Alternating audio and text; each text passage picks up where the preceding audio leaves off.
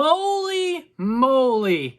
I don't know if you guys have heard yet, but Fanatics, yes, Fanatics, the same company that makes those barely passable jerseys. They kind of look like almost knockoff jerseys, just acquired the exclusive rights to make MLB licensed baseball cards.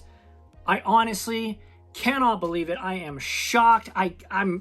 There's so much that I have to say. There's so much that I'm just feeling about this. And obviously, for anyone in the hobby, this came out of left field, no pun intended, but it just is so crazy to me that all of a sudden Fanatics is 100% the sole people, the sole company that can produce baseball cards now.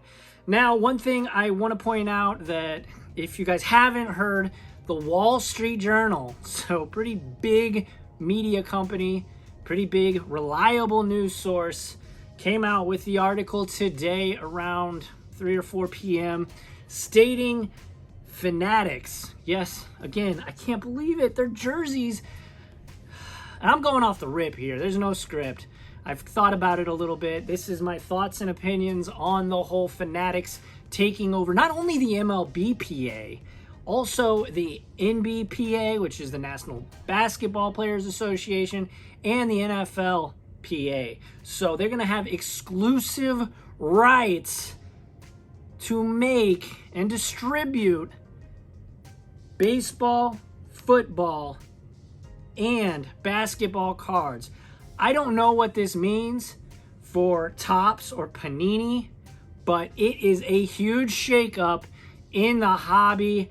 I know a lot of people are upset. I'm upset. I'm upset mostly because Topps has been doing it for 70, 80 years or something like that. It's crazy, man. It's absolutely mind-boggling that this is allowed to happen. Although I get it.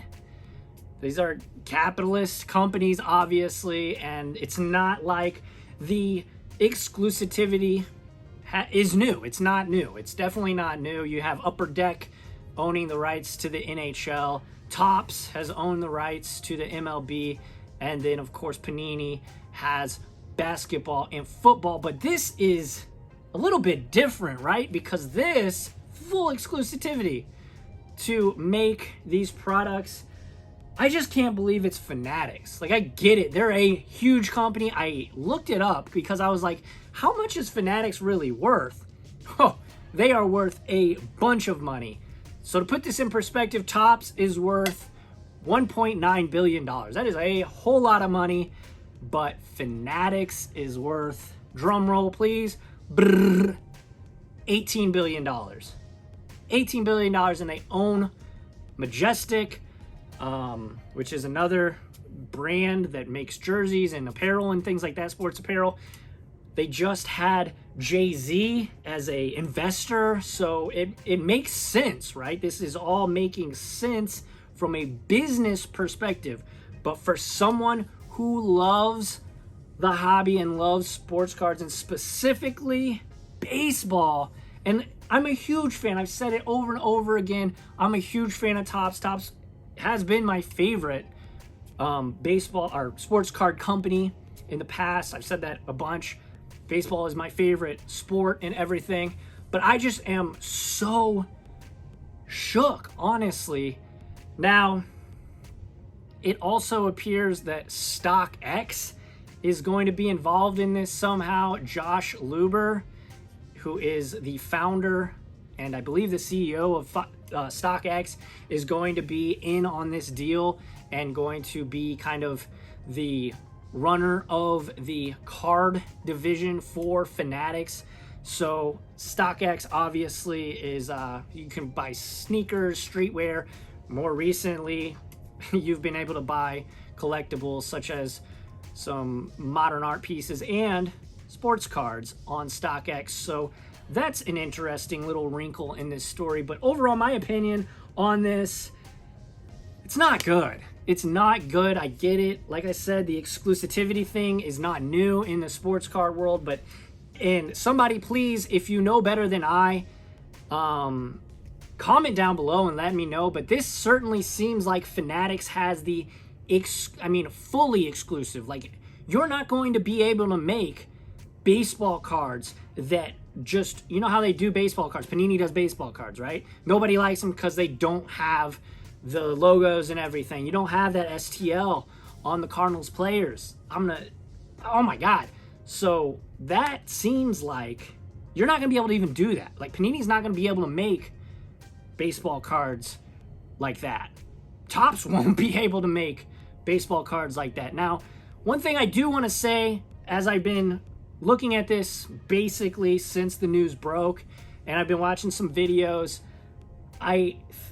people are saying that maybe Fanatics is going to own it, but they're going to give the distribution rights to Panini and Topps, or vice versa, or whatever the case may be. So if that's the case, and they're kind of just doing this on the back end and just getting it for the IPs, basically, you know, the intellectual properties, to be able to put the names and the logos and everything on their product, and still let the companies like Panini and Topps be able to distribute and still come up with the designs and use their photographers and their printing presses, because that's another part of it too, right? Fanatics is a clothing and accessory, and they make hats and things like this. This is a whole different market. Now, I don't know the ins and outs of what it takes to come up with apparel and actually fabricate it, and with their printing presses and whatnot. But it's got to be a little bit different of a process, right, than just sitting there and making cards. It seems like it would be different, but obviously $18 billion company has the way to make whatever they want, basically. I've seen also some people upset at Topps about this. Now, personally, I'm not upset at Topps. Again, after looking at their numbers, both companies, there's no way that Topps could get into a freaking bidding war with Fanatics. There's just no way. You know, they're almost 20 times bigger of a company, and it appears that if I remember seeing this correctly, Fanatics paid over 10 times more money than any other company had offered to get these exclusive rights. Again, this is just heartbreaking to me, because, and I'm going to shout out Michael Ham, go over, check his channel out, his video out on this exact topic. But he said in his video that it's always good to have competition, because as we've seen, even with Panini and even with Topps having the sole possession of the rights to do all of the MLB license or all of the NBA license, the product gets diminished. And we're seeing this kind of with Topps Chrome, you know, just came out, looks great, but they're adding more parallels. So, you know, how special is a parallel these days? You know, it's frustrating. I'm flustered. I don't know if you can kind of tell that, but oh man, it's gonna be interesting. Again, I don't blame Topps. You can't blame Topps. If you're going to be angry at someone, push the blame, have a scapegoat, you have to blame the MLB, because this is purely just a money move. Do I blame them? In my heart, I want to blame them. I do.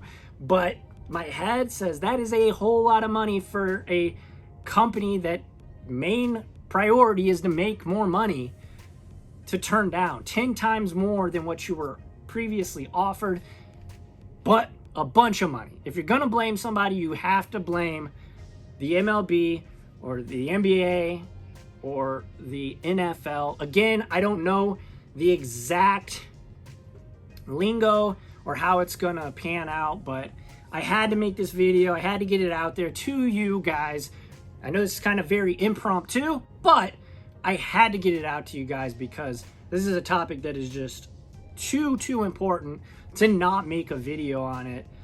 What are your guys' thoughts? Are you guys angry like I am? Are you just confused? Are you shook? I am completely just flabbergasted because I did not ever think, I think I said actually on a video on this channel, I never would have fathomed to see the day where we would see Topps not have the rights to the MLB, but there's always a bigger fish in the sea, I suppose, and a company that is as large as Fanatics came in, scooped it up. To note, though, this deal goes into place in 2023. Now, the Topps has the rights until 2025.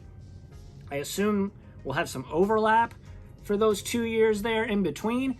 So, but oh my gosh, just huge, crazy news. I don't usually do breaking news stories because I think a lot of times, most of the times, in fact, content creators in the hobby get it right. But this is something that I care so much about.